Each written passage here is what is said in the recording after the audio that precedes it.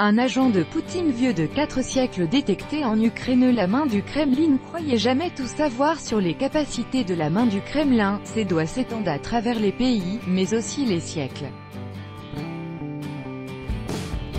C'est ce qu'un député ukrainien a déduit après avoir analysé le nom de la ville de Pereyaslav Khmelnytsky et s'est précipité pour en effacer le nom de l'agent de Poutine Bogdan Khmelnytsky, mort au XVIIe siècle. Les autorités ukrainiennes ne peuvent pas souffler à cause des plans sournois de la main du Kremlin.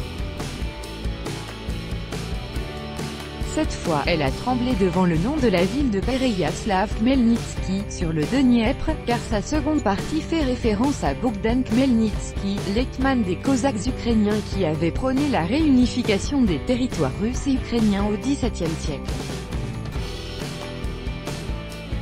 Mort en 1657, il est tout de même considéré comme un agent de Poutine par le député Igor Popov.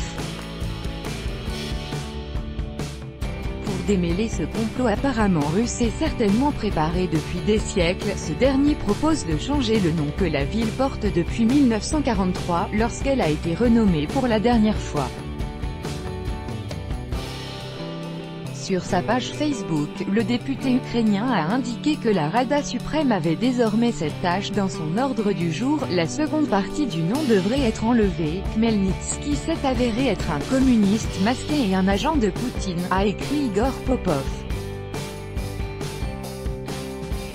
Facile de désigner le président russe comme étant à l'origine de tous les maux, mais d'un mal datant du XVIIe siècle. Quoi qu'il en soit, les traces du chef militaire du XVIIe siècle et en même temps, agent de Poutine, qui n'est né que 3 siècles plus tard, devraient être éradiquées de partout, a encore insisté le député.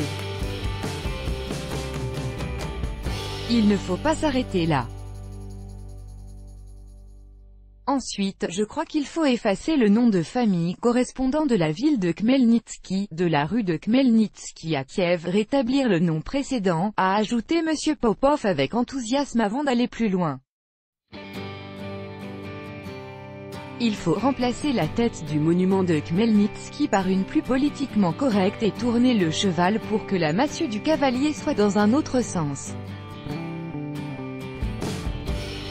L'ancien vice-président de la Rada, le nationaliste Nikolai Tomenko, a soutenu la proposition, mais a rappelé de son côté que la ville portait la première partie du nom Pereyaslav, déjà dans les temps anciens, alors que le nom de Khmelnytsky a été ajouté à l'époque soviétique, à l'occasion de l'anniversaire de la Rada de Pereyaslav.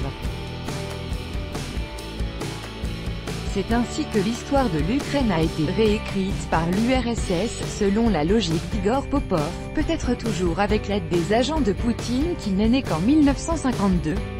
Pereyaslav ou Pereyaslav Rouski apparaît pour la première fois en 907. La ville a obtenu son nom actuel en 1943, tandis qu'en 1654 une réunion des Cosaques avec Bogdan Khmelnytsky à sa tête a pris la décision de réunir les terres appartenant à l'Ukraine et à la Russie.